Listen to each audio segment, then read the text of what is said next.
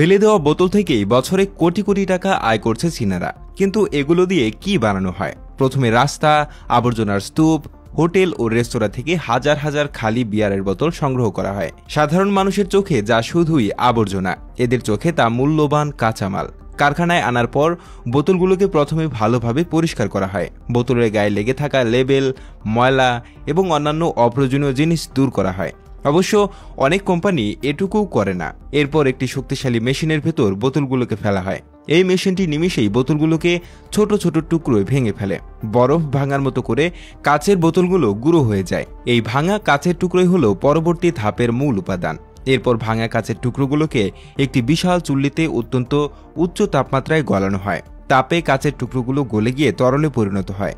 গলিত কাচের এই মিশ্রণকে এরপর বিভিন্ন ছাঁচে ঢালা হয়। প্রয়োজন অনুযায়ী বিভিন্ন রঙের কাচের টুকরো মিশিয়ে অসাধারণ সব নকশা তৈরি করা হয়। সবুজ, নীল বা সাদা কাচের মিশ্রণে তৈরি হয় এমন সব টাইলস যা দেখতে অনেকটা মূল্যবান পাথরের মতো। ছাঁচে ঢালার পর গলিত কাচকে ধীরে ধীরে ঠান্ডা হতে দেওয়া হয়। ঠান্ডা হওয়ার পর এগুলো শক্ত, মসৃণ এবং চকচকে টাইলসে পরিণত হয়। এই টাইলসগুলো যেমন সুন্দর তেমনি মজবুত। সাধারণ টাইলসের চেয়ে এগুলোর চেহারা সম্পূর্ণ ভিন্ন।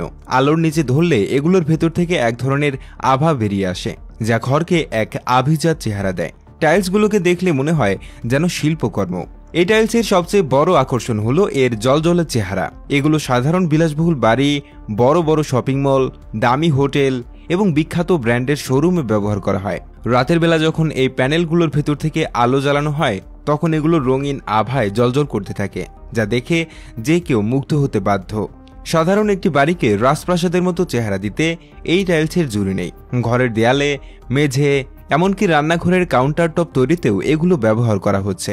এই পদ্ধতির সবচেয়ে গুরুত্বপূর্ণ দিক হলো এটি পরিবেশ বান্ধব। ফেলে দেওয়া কাচের বোতল মাটিতে মিশে যেতে হাজার হাজার বছর সময় নেয় এবং পরিবেশের মারাত্মক ক্ষতি করে।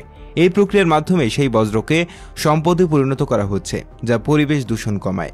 নতুন কাচ তৈরির জন্য বালি এবং অন্যান্য প্রাকৃতিক সম্পদের প্রয়োজন হয়, যা পরিবেশের উপর চাপ সৃষ্টি করে। কিন্তু পুরনো কাচকে রিসাইকেল করার ফলে প্রাকৃতিক সম্পদ রক্ষা পায় এবং শক্তিও সাশ্রয় হয়। অর্থনৈতিকভাবে এই উদ্যোগ অত্যন্ত লাভজনক। ফেলে দেওয়া জিনিস থেকে কোটি কোটি টাকার ব্যবসা তৈরি হচ্ছে, যা বহু মানুষের কর্মসংস্থানের সুযোগ তৈরি করে দিচ্ছে। বোতল সংগ্রহকারী থেকে শুরু করে কারখানার কর্মী এবং ডিজাইনার পর্যন্ত একটি বিশাল কর্মযজ্ঞ এর সঙ্গে জড়িত।